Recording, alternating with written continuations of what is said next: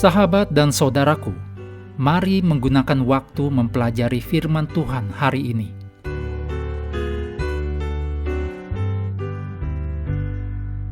Sabat 28 Februari, pelajaran ke-10, judulnya Sempurna dalam Kristus.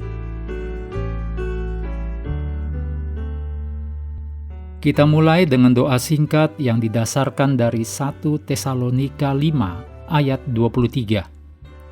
Semoga Allah damai sejahtera menguduskan kamu seluruhnya, dan semoga roh, jiwa, dan tubuhmu terpelihara sempurna dengan tak bercacat pada kedatangan Yesus Kristus Tuhan kita. Amin.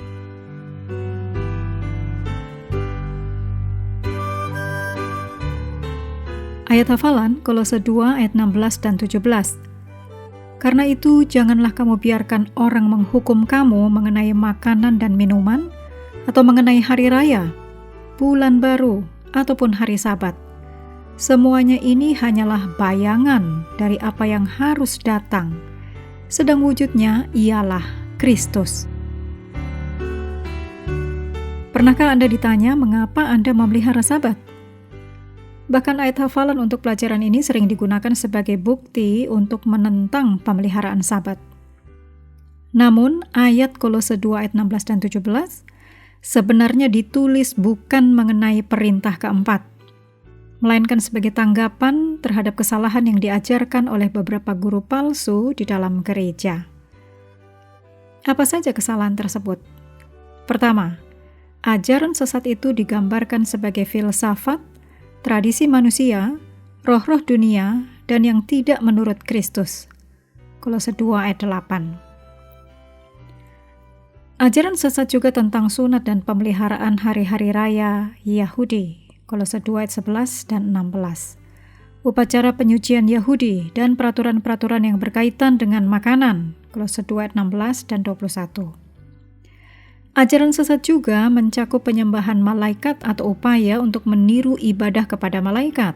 Kolose 2 ayat 18. Ajaran sesat itu didasarkan pada perintah-perintah dan ajaran manusia. Kolose 2 ayat 22 dan 23. Dan kemungkinan melibatkan praktek asketik seperti bertapa.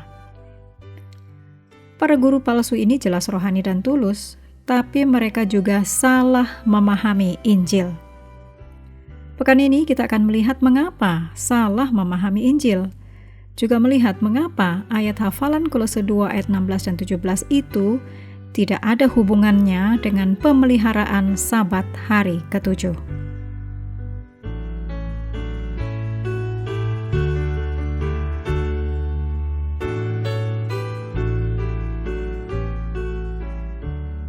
Berikut ini kutipan roh nubuat disadur dari This Day with God, halaman 262.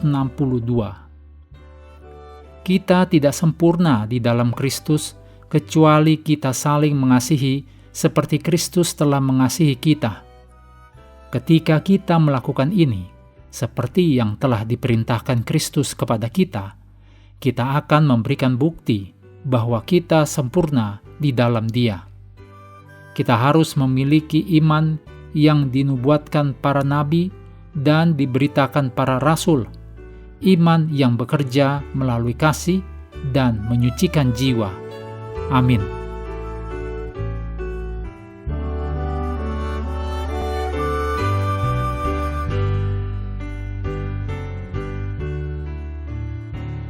Menutup pelajaran hari ini, segala pujian kita naikkan hanya kepada Tuhan yang telah memberikan Roh Kudus untuk menyertai dan mengajari kita firman kebenaran. Sahabat sekalian, kami menghadirkan reaksi, ruang interaksi. Sahabat juga diundang berpartisipasi terkait dengan iringan musik yang digunakan. Silahkan beri jawaban untuk judul atau bagian lirik dari iringan musik setiap pelajaran.